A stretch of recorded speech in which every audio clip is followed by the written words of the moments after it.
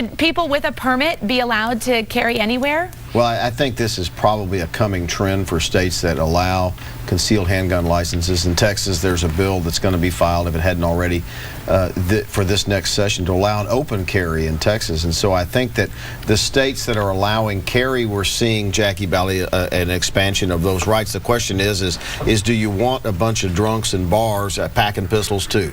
Well, a lot of the crimes that we see involving firearms and guns are the criminals get the guns illegally anyway. So anything that's expanding gun rights, it's not really going to impact us as in the citizens who actually go through the proper measures, go through the proper regulations to get the guns.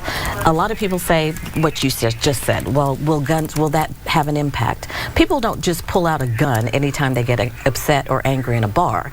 There are all kinds of opportunities to pull out a knife or any other incident. So I think the fact that they're expanding gun rights for those of us who legally go through the measure, I think that's a very positive and good thing, because criminals do things illegally anyway. It's a little easier to run away from a knife, I think, but Mustafa, your thoughts on that? I don't know, Chris, do you have experience running away from knives? But I do. the Wayne Lafayette always says, you know, the only thing stopping a bad guy with a gun is a good guy with a gun. And that's kind of like fantasy land, right? That's not the real world we live in.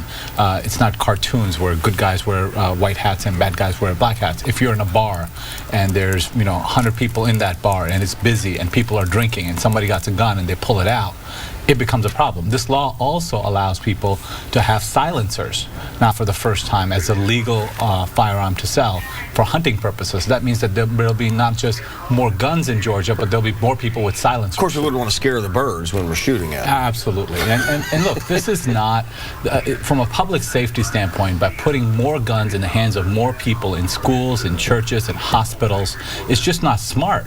And at some point, people die because of this. Now, the only place you can't carry a gun in Georgia after this bill passes is within the legislature, because there's a small rule in here that says, which is a good rule in this bill, which says that people with, anyone that's been diagnosed with mental illness and has gone to the court is not allowed to carry. Which is different for Texas, where if you have a concealed handgun license, you don't even have to go through the security detectors. You just get to carry your gun into the legislature.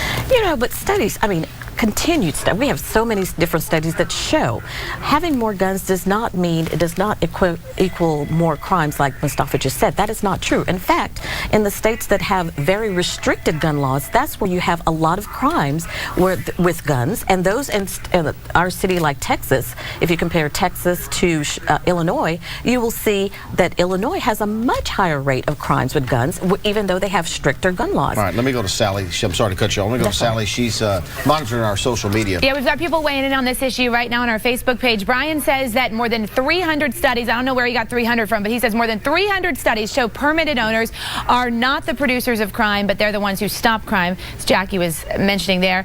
Marcia, she's expressing some concern. She says more guns means more chances that these weapons are not going to be locked up and could get into the hands of children. Well, and I think that is a good point that the viewer was making, that the people that have concealed handgun licenses are probably tend to be non-criminal.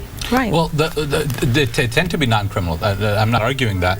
And most of those studies are funded by the NRA and funded by the gun manufacturers. That's why there's so many studies, because they keep paying various people to, do it.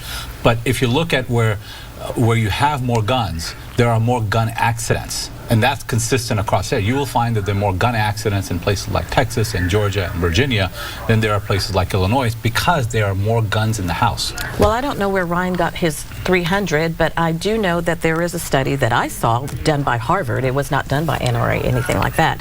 And they actually compared European countries compared to, of course, the U.S. And they've shown that actually what we're doing, having more access to guns, actually reduces crime-related incidents with guns as opposed to those European countries. Okay, we're out of time, but Texas is going to have this open carry. Do you support that?